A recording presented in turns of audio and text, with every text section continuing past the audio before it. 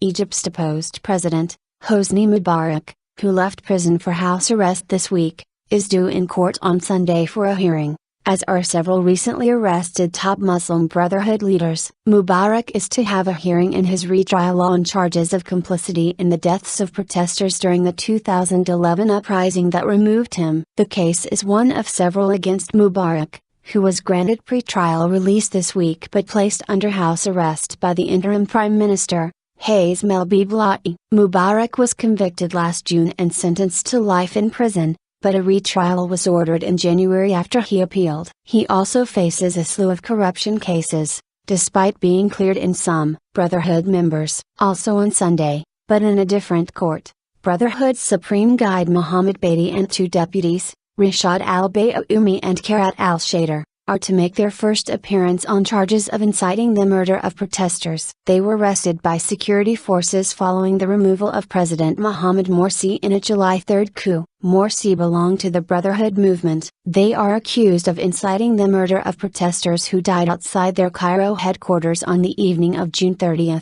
Another 3 Brotherhood members will stand trial with them, accused of carrying out the murder of the demonstrators in the incident. Like Mubarak, all 6 Brotherhood members also face the death penalty if convicted. Egyptian authorities have issued arrest warrants and detention orders for hundreds of Brotherhood members and detained several senior leaders of the group in recent days. According to security sources, at least 2,000 have been arrested since August 14. On Saturday, the Interior Ministry announced the arrest of Mohamed, an advisor to Morsi. Isolated protests continue. Meanwhile, supporters of Morsi and the Muslim Brotherhood continued to stage protests demanding the reinstatement of the ousted president. Al Jazeera's Mike Hanna, reporting from Cairo, said that though demonstrations continued, there had been a massive drop in the number of protesters taking to the streets. There are protests in Helm, but this is very isolated and is repeated in very few other parts of the country. Al Jazeera's Sharon Tadros,